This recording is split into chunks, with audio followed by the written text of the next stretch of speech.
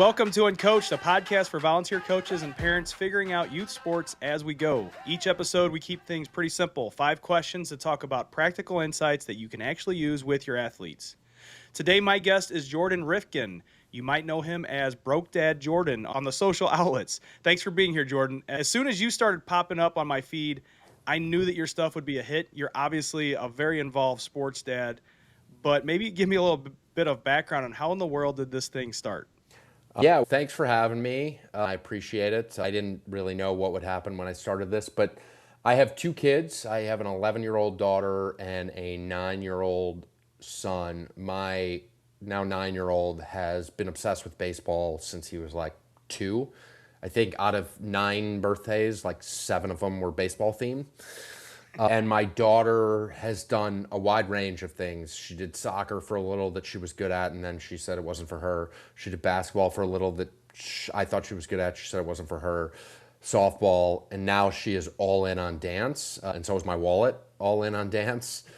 And I have a podcast with a buddy that we started because we were sitting around one night about to go out to dinner with our wives, and our wives were talking about all the things they needed for the house and the clothes and all that stuff and what they need for the kids. We looked at each other like, this is ridiculous. And so originally the podcast started based on the first few episodes are about what's in our wives' Amazon carts. Okay. Hence like the whole broke dad theme. For sure. And then from there we decided we wanted more of a social media presence, and I guess I would say I'm the more extroverted, goofy one between the two of us on the podcast. So I was like, I'll try it. And I did a couple dad-based video content, and then I did something about my son's travel baseball, I think, and it seemed to get a lot of traction. So I've leaned into the whole youth sports theme, and I've tried to broaden it to just be inclusive of all different sports and activities. Dance, cheerleading comes up every once in a while in the comments, soccer, baseball, anything you could think of. Like equestrian comes up every once in a while. I did Talk about expensive. Jeez. Team USA fencing reached out to me and I did a collab with them. So that's kind of how it started, and I've just leaned into it, and it's just a hobby for fun. Man, clearly a lot of pain points out there for a lot of people who are doing this, because it's like you see that invoice for all the youth sports stuff. You talk about the Amazon cart, but man, just picture what you're paying, and you know what you're paying for youth sports. It's nuts. I would trade the Amazon cart any day of the week for what I'm seeing in youth sports invoices. It's wild and crazy, and people have different, obviously, perspectives on that. For sure. Hey, what's the name of the podcast, just so we capture that, and where can folks find it? It is Two Broke Dads, TOO, Broke Dads, and you can get it pretty much anywhere you get any of your podcasts, Spotify, Apple, wherever you listen. That's cool. I need to start following and listening in. It's really cool. Appreciate that. So what point did you realize that youth sports had kind of turned into this full-time gig? And you could talk about, when I think of like cost of youth sports, it's not only the actual cost, but it's actually the time investment too. Yeah, I actually had this conversation. My son had a travel baseball game last night. I was talking to one of the other dads, and we were talking about just this. My son, the second he was old enough to try out for travel baseball, the youngest team we have here is 8U, but he was within the age, so he was a first grader trying out for 8U, which is second graders. Yeah. And he made the team, and he's been with that team. He plays up, and I don't say, a lot of people are like, my kid plays up. My kid plays up because that's when he started, and he has wanted to stick with that team. He gets older, obviously, size becomes a factor in that. But really, when he started 8U, it's funny, my wife was a little hesitant. Travel baseball, I've heard it's going to take up all our time, and it's expensive. And we both we talked about it and decided he loves it, so we'll go for it. And she was absolutely right. It takes up all our time and money. Yep. It is a lot of time spent doing it. And the older he gets, the 9U and now the 10U, like we were in Cincinnati over Memorial Day weekend. Oh, wow. Which was coincidentally my 15-year wedding anniversary. I joked that my wife has always wanted to spend our anniversary in beautiful Cincinnati. Absolutely. But you realize it does take up all that time and money. And dance is even, I didn't think it was possible. Dance is even crazier. But everything we do, and I'm sure most parents will agree, you do it for your kids. And it's unfortunate that it has become so expensive because I think it prices people out, and I Yeah. don't think it should be that way. And we can get into the whole private equity discussion on baseball clubs, which I hope they ban that because it's Yeah. nonsense. But yeah, it's my life now. Yeah. I always wonder, a lot of good points there, but I always wonder how many good athletes we're missing out on because of the cost element. There's so many good athletes out there that probably just can't afford it at this point. But you brought Yeah. up something, the whole dance world. I feel like I dodged a bullet because I've got a daughter who's going to be 8, and she started dance a little bit, maybe 2 years ago. We tried it.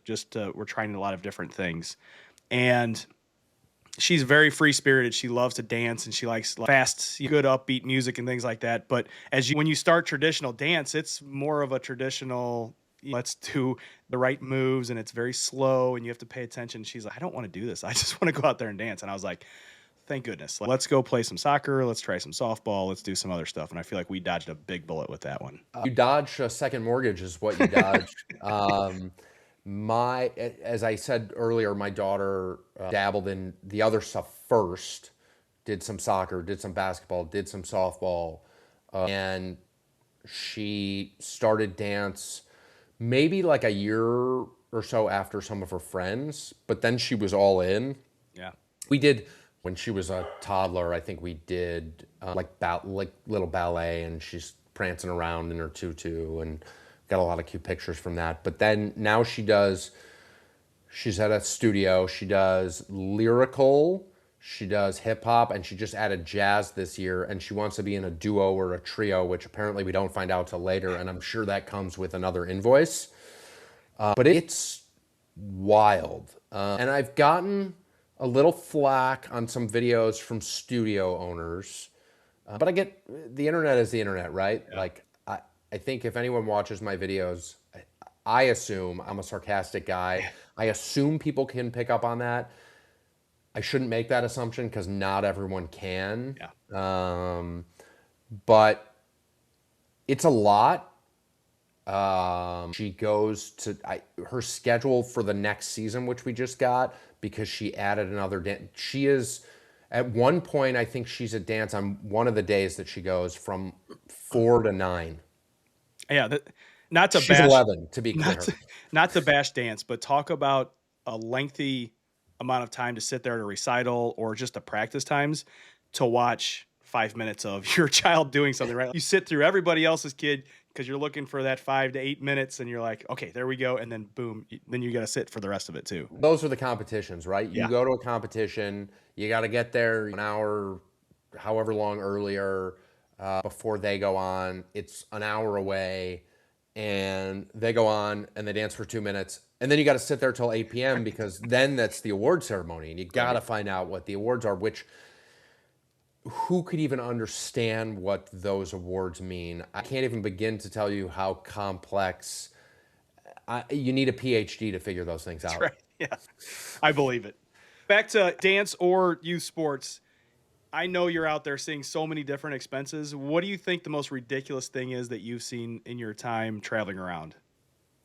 The most as far as expenses go, Yeah, or just just something you're getting charged for, or a line item that helps as part of a well, I think team. everyone, especially in the baseball world, and I don't know, maybe soccer is similar, but I think everyone agrees when you are paying tournament fees to get your kid in, and then you go to watch them, and there's a gate fee. Yeah, yeah, You're getting a wristband to go. Like, I don't know how many hundreds of dollars I've already paid to get my kid in, which I presume goes towards all the expenses. You would think it goes towards all the expenses. And then they're like, oh, you want to watch your kid? I think that when we were at the last tournament, it was 22 or $40 a person for the whole weekend or something.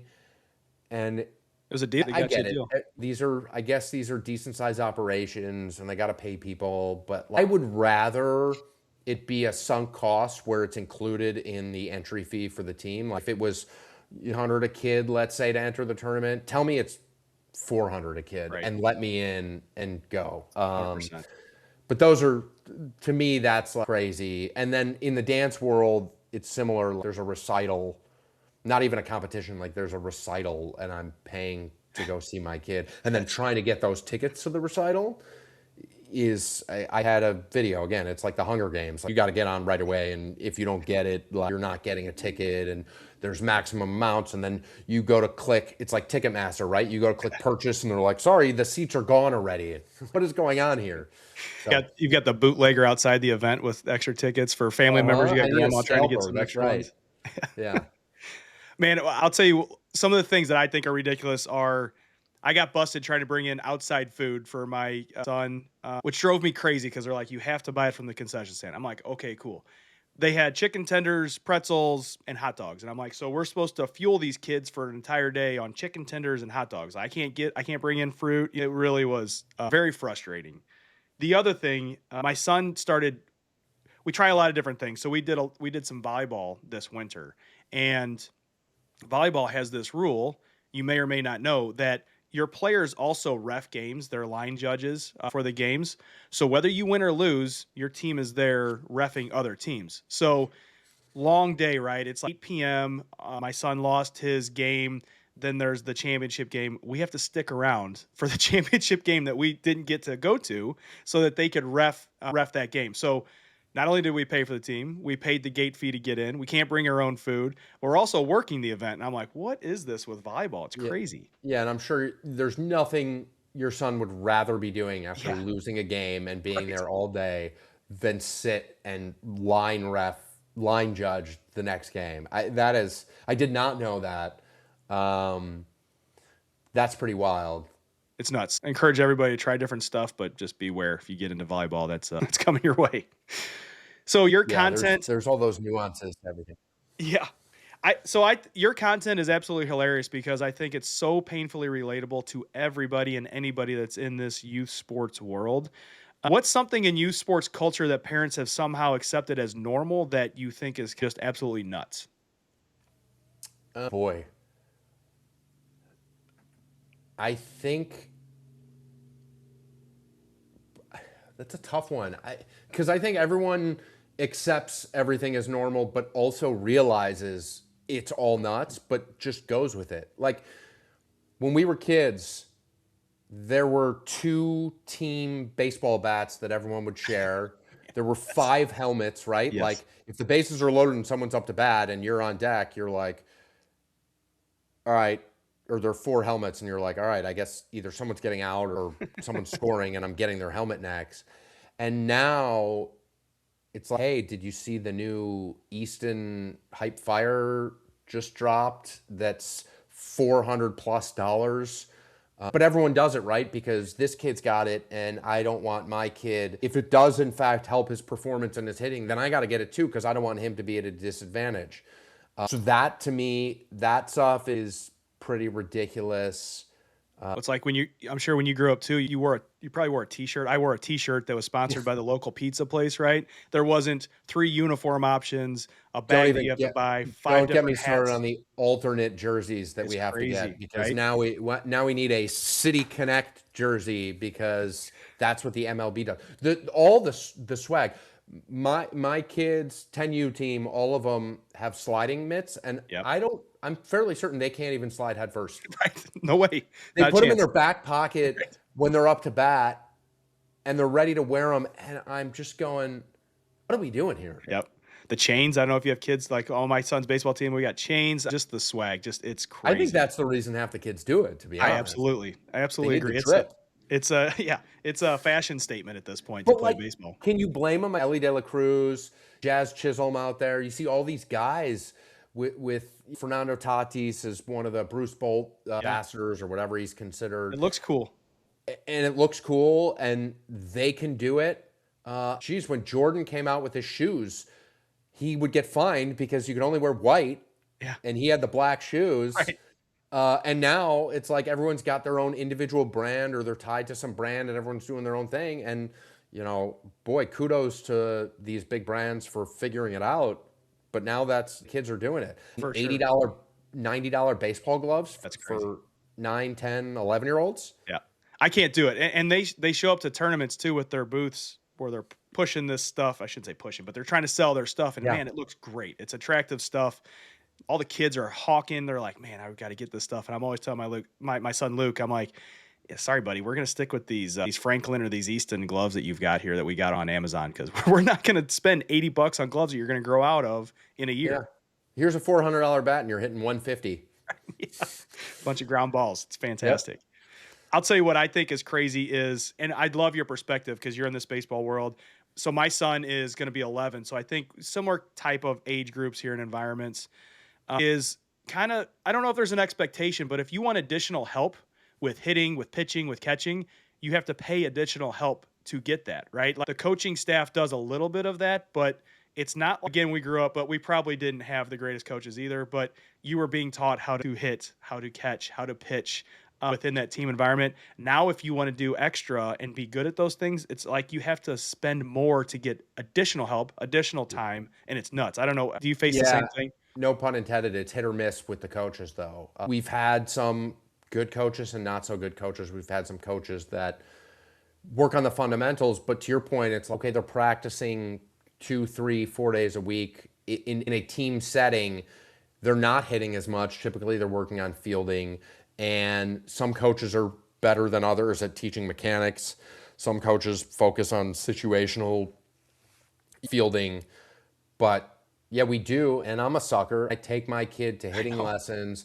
And part of it is, listen, I did not have a very long baseball career as a kid. I'll admit it. I joke because we can also get into the different types of parents that are out there, the ones that like were high school ballers and think their kid's going to go pro. I'm the one that like, I try and help my kid, but I'm cheering or making videos in the background for my social media during the games. So one of the reasons is, truth be told, like I probably am not the best person to teach him, but the other is I'm his dad. I mean, the last person that he is going to listen to when I try and tell him to do something. And as I said earlier, and to your point, like, A, you feel like you have to do it, and B, if other kids are doing it, again, it's this, I hate to say it, but it is a little keeping up with the Joneses, not from a financial standpoint, but from, I don't want my kid to fall behind. And I've tried to talk myself off that ledge, so to speak, and say, like, my kid's 9. He hasn't even hit puberty yet. Like, I always look around and I say, there are some kids that are great here. There are some kids that are not so good. My kid's obsessed with baseball. And the one lesson that I can tell him is you're going to see kids that stick with it. You're going to see kids that have never played before. And all of a sudden you're getting to middle school or high school and they decide to play and they've gone through puberty and they've grown or they're athletic. I said, if this is something that you want to stick with, all I can tell you is to put in the time and effort. Yeah. And practice, because you can't control your genetics.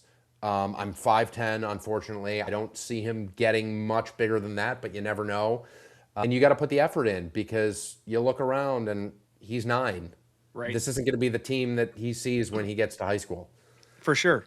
And you touched on something with the parent side of thing and kind of keeping up with the Joneses. But so for me personally, it's been fun because I coached my son in baseball last year. We decided that the organization went a different way, and so we decided to move my son to a different team and went through tryouts and everything. So he's with a team, somebody else is coaching him. So I get the pleasure of just watching, which is fantastic. But I also am now in this parent chat, right? Like you see the other side of things and talk about there's just a wide spectrum of parent involvement, the worry, the stress that some families are going through just because they're like, I don't know what to do. Like, should I get another lesson? Should I go to another coach? What's going on?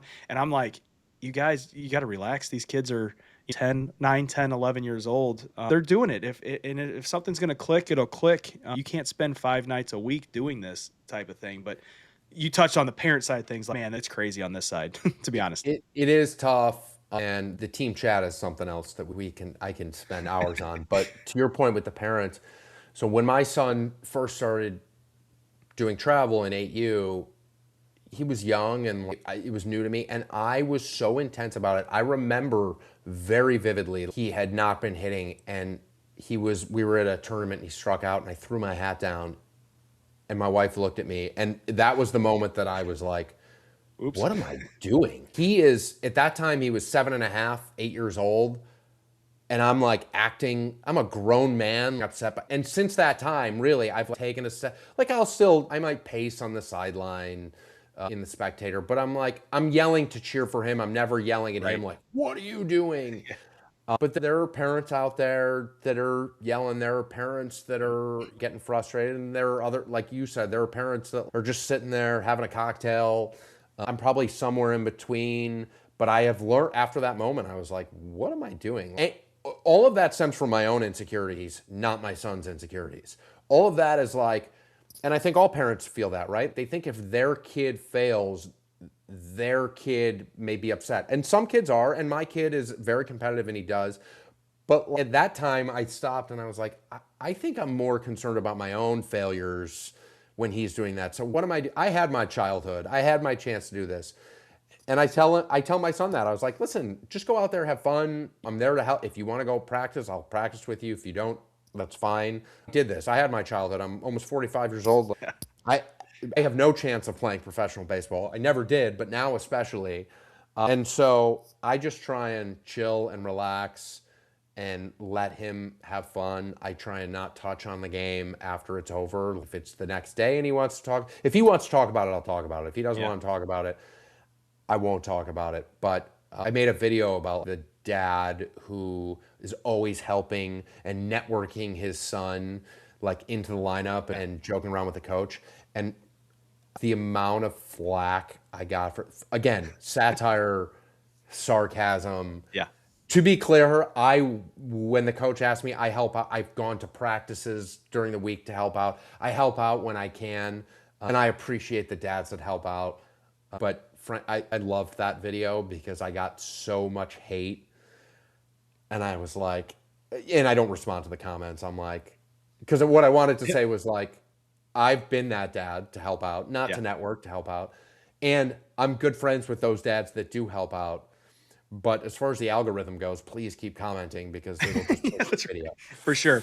And hey, parents, coaches can see right through that stuff too. So if you're They do. brown nosing a little bit, they see it if they're Yeah, a good and coach. and honestly, we've gotten lucky in our travel organization here. It is not they're not coached by dads of kids that are on the team. Yeah. So I know people take issue with daddy ball, they Yeah. call it. Yep.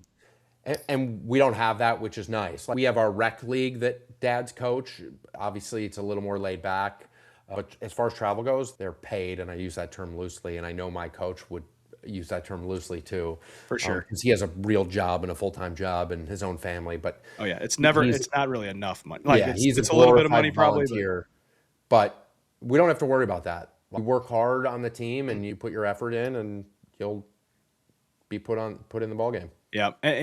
So you mentioned your son not hitting. We've gone through a big stretch this spring with my son not hitting either. And it's like, there's this fear of judgment that That's what it is. obviously you want your kid to succeed and take that aside, but it's just like fear of judgment. Like all the other families are like, God, here he goes again, or he's going to strike out again. So I hope people can get over that fear of Froze judgment and again. just Hold on. worry about yourself. You just focus on your own child. Yeah, it is. It's that idea of like, are they going to think that my son doesn't belong Right. here? Are the parents like embarrassed by him? Are they letting the team down? And it's hard, but you just have to say, listen, I'm here. I cheer for all the kids, no matter what. There are definitely parents that only care about their kid and their kid alone, and that's their thing. If that's Yeah. what they want to do, that's fine. I think that probably not the appropriate setting to do that. Right. But yeah, I feel that too. My kids, I won't share his batting average right now, but it's tough. Yeah. And They're but 9 and 10, right? You just got to remember, hey, and even the well, big leaguers, right? 2 out of 10, 3 out of 10, you're doing fine. yeah, and that was the other point I was going to bring up. Yeah, maybe a kid's hitting 150 at 9 and 10, and the next thing you know, they're a freshman, sophomore, junior, senior in high school, and they're the leadoff hitter on the team. There's so many factors that come into play, and I just want my kid to. I have no aspirations or false conceptions that my son's going to play in the MLB. He's 9, so I'm not telling him like, "Hey kid, you're never going to get there," cuz Right. why would I crush my kid's dreams like that? Exactly. Um but like, there's so many other benefits of doing team sports. Yeah. That's to me that's what it's about. 100%. All right. So if somebody follows your family around for a weekend at a tournament, what's one thing that would shock them?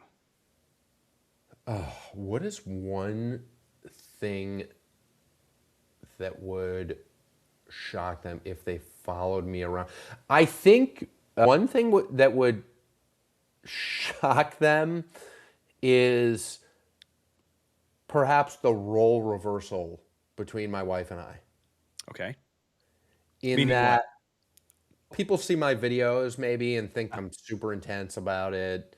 Um, again, as I said, I might be pacing a little, but I also might step away from the field sometimes. I kid you not, my wife will look at me like, what's going on? How come he can't hit? What are we going to do? My wife's out of town right now. And shout out to Game Changer. My wife was watching from Game Changer. I'm not going to share the text messages that she sent me, but like when my son was up to bat or if a ball was, the sun was dead in my son was in left field last night. We're playing at 6 o'clock at night. The kid on the other team just hit a rocket out to left field. My son looked up and it was way over his head. Now, I don't know if he would have got to it anyway, but the sun was blinding For him. sure. Yeah. And all my wife sees, we had no video last night on Game Changer, so all she sees is the stats Sure. updating Yep. and the game in play, whatever it's called. And he can catch a fly ball. He's great at it. And she was texting me like, "What's going on? How come he's not doing it? I can't believe this." So I think that would be the one thing that maybe shock people, that she can often be the more intense one. That's funny. And again, like when we were going to start travel baseball, she was like, "Should we? I don't know." And I'm not kidding. Within a couple months of doing it, I'm getting videos of like people on Instagram, like hitting coaches on Instagram or fielding coaches. She's sending them to me on a Tuesday at 3 p.m. saying, "Do we have to do this? Should we do that?" I'm like, "Lady, who are you? Where is my wife?" She's in it, man. She's in the zone. She loves it. But meanwhile, still doesn't know all, and this is not a knock on her, she'll admit it, but still doesn't know all the rules of baseball. Sure. Yep. So she'll say something funny, and I'll be Yep. like, "What are you talking about?" I'll tell you what, So, we'll pack up for a tournament, and I'm always personally shocked by the amount of stuff that's in the car in the SUV by the end of it. Because I'm like, are we going to the beach or what? Because it's like wagons, chairs, coolers, bat bags, stuff for my daughter to keep her occupied on the sideline. We can talk about feral siblings another time, yeah. but it's crazy how much stuff. And I can't imagine. It sounds like you're traveling a lot more. We stay a little bit more regional with our stuff. So you're going out of town, so you toss in suitcases and everything else that you've got. It's nuts. Bathing suits, different, just everything. We literally packed the car to go to Cincinnati, and I thought it was all packed, and then my wife wheeled out more stuff, and I'm like, "What?" It's 2.5, 3 days. Although in her defense, that's no different than if her and I were going away for a weekend. I could wear the same outfit for the entire Right. weekend, Right. and Sure. she has 75 different options. She'll pack a full suitcase. We'll get there, and she'll wear 2 things. Yep. Oh, it happens But every time. but it's crazy. It's wild. Yeah, And for sure. my son's been playing catcher too, so add that to it because we have the catcher's gear that's just a suitcase in and of itself. It's huge. It's a huge bag of stuff. It's insane. All right, one final question for you, Jordan. Do you have a sports parent survival hack that you learned to save money, time, or even some sanity along the way? So I have yet to learn how to save money. And the time to like it just is what it is. My one survival hack, I would say, and I know everyone doesn't participate in this, but honestly, have a drink. And I don't mean be the dad that's like Yeah. getting trashed on the sidelines and yelling, but have a drink. Have something that gets you to just relax. Because at Yeah. the end of the day, they're kids playing a game, and what matters is our reactions as parents on the sidelines. and being supportive, because guess what? They're not going to remember if they went 0 for 3 in a game. They're not going to remember, frankly, if they won or lost a random game in June on a Tuesday night. What they're going to remember is the feeling that they had. Yeah. And I know for parents, like you said, we're worried about the judgment. We carry that weight of our kid on us. So if there's anything you can do to, and I don't have a drink at every game, but like I said, sometimes I'll walk away. Sometimes I'll think, okay, maybe the game's not going well. What video can I make right now for Instagram or TikTok? Yeah. Like, just do something that can take your mind off it. Because at the end of the day, they're just kids. As far as my daughter's dance goes, my one hack is my wife goes to those and I show up when it's time for my daughter to dance. Okay. And then to the extent I'm allowed to leave, I leave. That's Yeah. my hack there. Yeah, for sure. Let's be honest too, to your drink comment. If you've got a fun group of parents, you are with these people so long throughout a day. You're on a Saturday, Friday night, a Sunday. You're an adult. You have to find some fun in this too for you. Otherwise, it's just going to be a constant grind. Because if you're like me, like we're going into tournament number 11, I think, this weekend in the spring, and it's just nuts, man. So it's like, when can I have a little bit of fun and enjoy? Yeah, I shouldn't say that, right? You're there to have fun to watch your kid, but No, it's I also get your point, though. I it's get a your point. grind, right? Like you want to It, have some adult fun. Let's say it that. should be. It should be fun. And to your point, it is a Friday or Saturday night a lot of times. We want to, if for the parents that are worried about doing this because it takes up their weekends and whatever, to your point, if there's a fun group of parents and there's going to be some, maybe not all, and there might be Right. all, like make it your time to hang out. I Yeah. mean, there are times that you're sitting having a drink, having a high noon or whatever your drink of choice is, and you're just talking to the other parents and the game's going on in the background. And at the end of the game, you're like, hey, great job. You may have not watched an inning. And you're just like, hey, great, move on. Yep. And the That's kids are because fine. that is your life. That's right. Yeah. And it kind of goes with a hack that I found. I brought up earlier, getting turned away for bringing in food. I would encourage your parents to be expert smugglers. Bring a backpack, Oh, yeah. pack it in, pack whatever you're bringing in something that doesn't look like a cooler, right? Uh, And get pro, it done that way. pro tip, the ball bucket. Ah, Take the nice. balls out, throw some ice in it. They're not going to ask you to open the bucket. You just walk in pretending like you're a coach or you're assisting. There's plenty There's of ways. There's plenty of Jordan. ways to get in. Jordan, there's your $1 million idea. You create a cooler that it looks like a ball bucket, man, and you're good to My go. my buddy may be working on that already. I'm Nice. don't. Okay, maybe we Yeah, won't unveil that yet. yeah, we might have to hold off on that. I don't want to give up his idea here. Yeah, what a cool idea.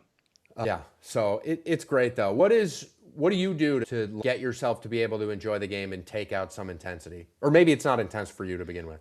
No, yeah, like when I'm a spectator, when I'm a fan, it's like I said, we've got a good group. So, I know you say drink something. I know you're probably we'll get some negative flack out there for that, but you're in a nice Saturday afternoon. It's baseball you're watching. It goes hand in hand to be able to sit there, have a cold beer, talk with some adults, enjoy what you're doing.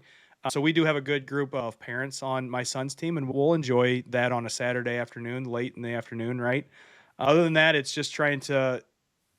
I always constantly have to tell myself enjoy this while it's here because it's not going to be there forever. I know I'm going to be 65 one day and look back and think, man, that was so much fun. I wish I could go back and do it again. And I might have grandkids by then, but not for your own kids. So just Yeah, try to always keep that in the back of your mind too.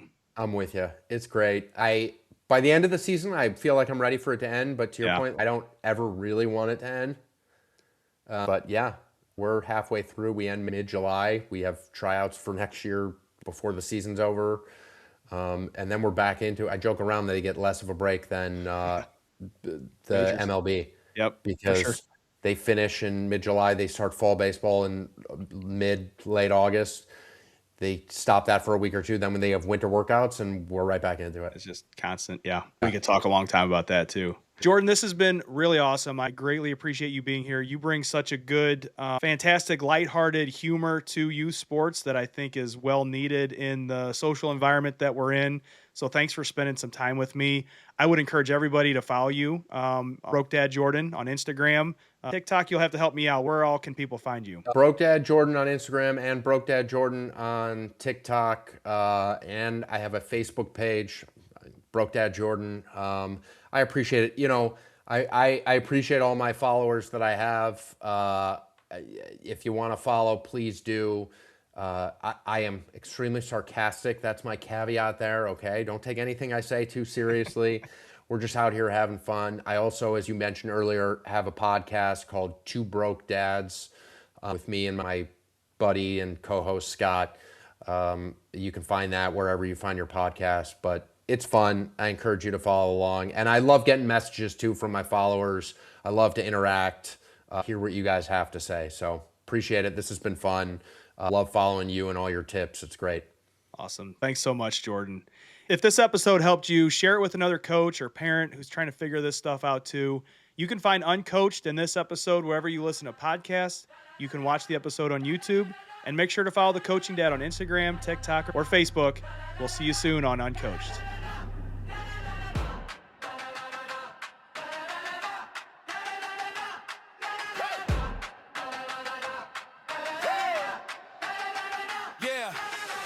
Step up, time to lead the way for the